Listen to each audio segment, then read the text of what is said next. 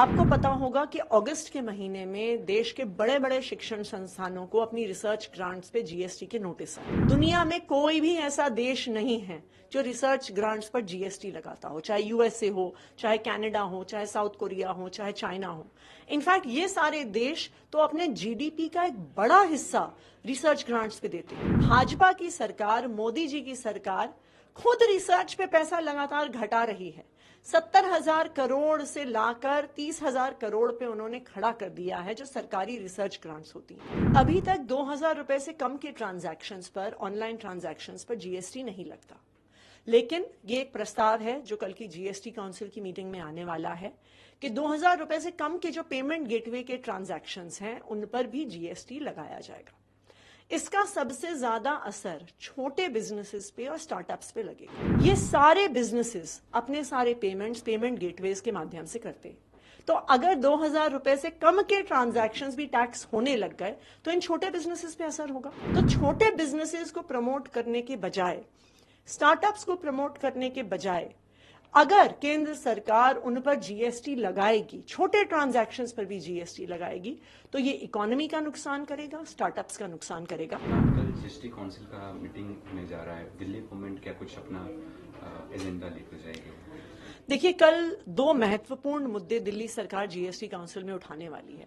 सबसे पहले जो रिसर्च ग्रांट्स पर जीएसटी लगाया गया है, आपको पता होगा कि अगस्त के महीने में देश के बड़े बड़े शिक्षण संस्थानों को अपनी रिसर्च ग्रांट्स पे जीएसटी के नोटिस आए कि 2017 से 2024 तक के जो भी उनको ग्रांट्स मिली थी उन पर जीएसटी देने के लिए कहा गया। इसमें देश के कई बड़े शिक्षण संस्थान शामिल थे, जैसे आईआईटी दिल्ली, पंजाब यूनिवर्सिटी, जो बड़े लेवल की रिसर्च, साइंस टेक्नोलॉजी में कटिंग एज रिसर्च करते हैं।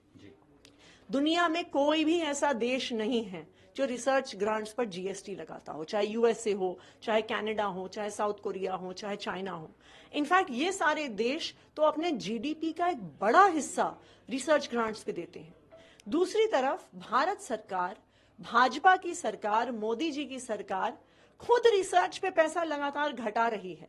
70,000 करोड़ से लाकर 30,000 करोड़ पे उन्होंने खड़ा कर दिया है जो सरकारी रिसर्च ग्रांट्स होती हैं।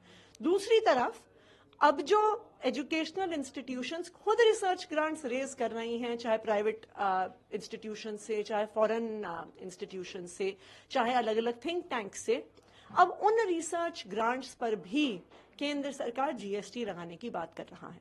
हम इसका पुरजोर विरोध करते हैं और कल दिल्ली सरकार इस मुद्दे को जीएसटी काउंसिल में उठाएगी और सारे शिक्षण संस्थानों के लिए रिसर्च ग्रांट्स पे जीएसटी की एग्जेम्पशन की मांग करेगी। अभी तक 2,000 रुपए से कम के ट्रांजैक्शंस पर, ऑनलाइन ट्रांजैक्शंस पर जीएसटी नहीं लगता।